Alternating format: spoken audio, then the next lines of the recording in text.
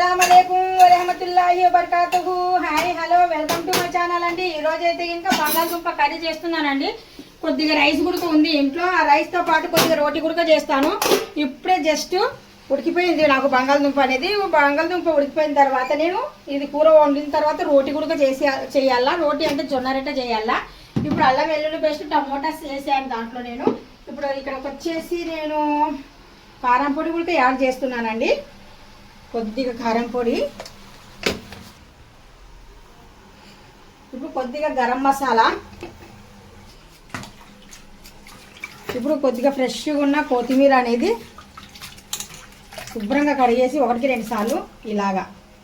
మనతో చాకుతో పని లేదులేండి ఇక్కడ.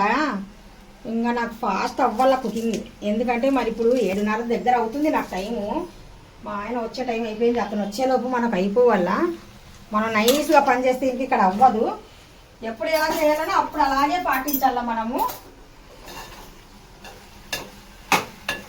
నేను బోల్డ్ వీడియోస్ పెడుతున్నానండి సనా హోమ్ మేడ్ ఛానల్లో. ఈ వీడియో మీకు నచ్చినట్టయితే ఇంకా లైక్ చేయండి, షేర్ చేయండి, కామెంట్ చేయండి. నా వీడియోస్ చూడండి, మీరు బాగా నచ్చుతాయి, బాగుంటాయి. అంటే ఇంకా ఎంత బాగుంటాయి అంటే నేను చెప్పలేను, మీరు చూస్తే మీకే తెలుస్తుంది.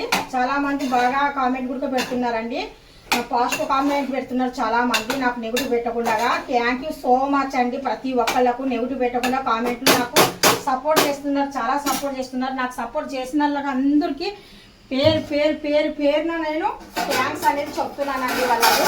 ఇప్పుడు కొద్దిగా టమోటా వేసాం కదా, కారం పొడి కూడా వేసాం కదా, ఆ ఘాటు పోవాలంటే కొద్దిగా మనము వాటర్ అనేది యాడ్ చేసేసి కొద్దిగా కలిపేసి ఇంకా కొద్దిగా ఒక 5 నిమిషాలు అనేది వదిలేద్దాము. వదిలేసామనుకోండి శుభ్రంగా ఉడికిపోయి మెత్తగా బంగాళదుంప కూర సూపర్గా ఉంటుంది అబ్బాయి. ఇంకా ఇప్పుడు ఇట్లా కాంబినేషన్ జొన్న రొట్టె అనేది చేస్తున్నాను నేను. ఈ వీడియో మీకు నచ్చే ఉంటుంది. నచ్చినట్టుగా లైక్ చేయండి, షేర్ చేయండి, కామెంట్ చేయండి, సబ్స్క్రైబ్ చేసి వెళ్ళండి.